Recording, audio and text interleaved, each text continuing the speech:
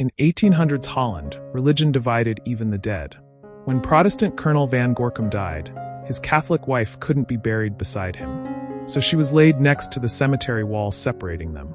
Their gravestones show two hands reaching across, clasping forever. Love defeated the walls that divided them. At Paris's Père-Lachaise cemetery stands the world's most disturbing grave. A stone man lies clutching a severed head, staring into lifeless eyes forever. This is Fernand Arbelot's final wish, to gaze at his wife's face for eternity. Their epitaph reads, "They marveled at the beauty of the journey." For over 100 years, a mysterious crossword code on a gravestone baffled everyone. Dr. Samuel Bean buried his two wives beneath it in 1867, then drowned before revealing its meaning. Finally, in the 1970s, a 94-year-old woman cracked the puzzle, unveiling Bean's heartbreaking message of love and loss. When Scrabble fanatic Paul Lynde died at just 31, his family created an extraordinary gravestone, a mosaic Scrabble board spelling out his life story. Vandals destroyed it, stealing tiles. But his community rallied, hosting a Scrabble tournament to restore it. Today, bronze letters ensure Paul's memory can never be erased. When 10-year-old Florence Ford died of yellow fever in the 1800s, her heartbroken mother Ellen did something extraordinary. She built a grave with a window and stairwell so she could comfort her daughter during thunderstorms, just like when Florence was alive. A mother's love that death couldn't end. In 1570, French pirates brutally murdered 40 Jesuit priests sailing from Portugal to Brazil, dismembering their bodies and throwing them into the ocean.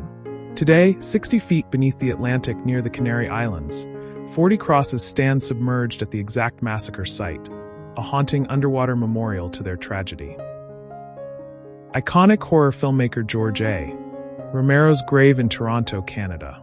Known as the father of the zombie film, thanks to groundbreaking films like Night of the Living Dead, Dawn of the Dead, and Day of the Dead, fans will leave apt Living Dead skeleton arms at his resting place. Sammy Davis Jr.'s gravesite, which is located at Forest Lawn Memorial Park in Los Angeles. It was initially restricted to the public in a private, walled area. However, in December 2022, his son Manny Davis revealed that the gravesite would be made open to the public in 2023. The first time in over 3 decades people could visit and pay their respects. The simple tombstone and grave of singer Frank Sinatra is at Desert Memorial Park in Cathedral City, California, which made you say, "Today you will learn his real name was Francis." Marie Curie's tomb in the Pantheon in Paris, France, which is lined with roughly an inch-thick layer of lead as radiation protection. Whitney Houston's grave at Fairview Cemetery in Westfield, New Jersey, which features a portrait of the iconic singer, labeled The Voice, and the lyrics, "I Will Always Love You," which was also played at her funeral as the casket left the church. Princess Diana's grave, which rests on an island on the historic Althorpe estate, her family's ancestral home in Northamptonshire, England, where she grew up. The burial site is accessible only by boat, and public access is restricted to maintain its privacy. The graves of Bruce Lee and his son Brandon Lee at Lakeview Cemetery in Seattle, Washington, which are right next to each other. The grave of Carrie Fisher and her mother Debbie Reynolds at Forest Lawn Memorial Park, Hollywood Hills in Los Angeles, California, which features the sculpture of a mother and daughter embracing. The shared grave site is located in the Court of Remembrance section of the cemetery. Corey Haim's grave at Pard's Shalom Cemetery in Vaughan, Ontario, just north of Toronto, which features the nickname Hamster, which BFF Corey Feldman, aka Feldog, often called him.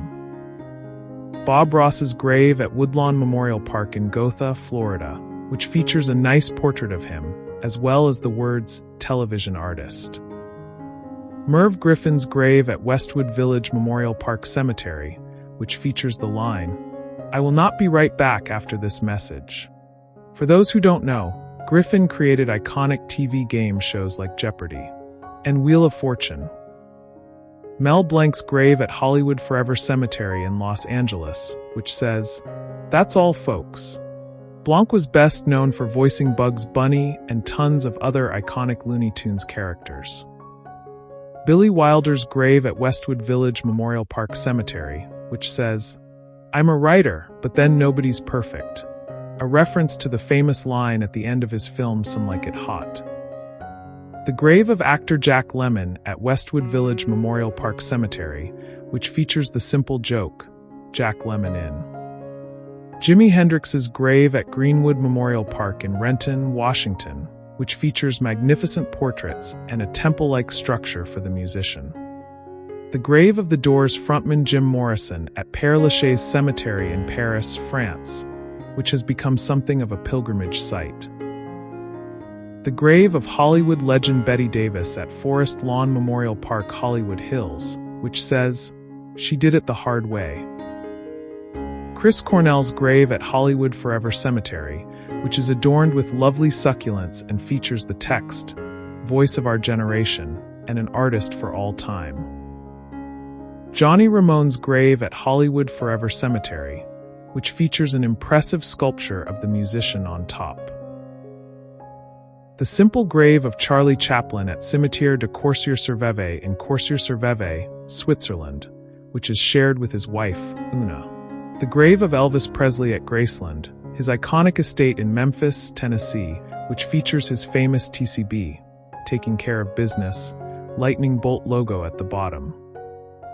The graves of Elvis's daughter, Lisa Marie, and grandson, Benjamin Keogh, which are located across from Elvis's. Finally, the grave of Steve Jobs, which is actually unmarked. The image of the grass below is purely a guess by a fan, but is known to be located in Alta Mesa Memorial Park in Palo Alto, California. His grave is supposedly located on a hill near the cemetery's Apricot Grove, a spot chosen to ensure no future plots would be added nearby, as per his family's wishes.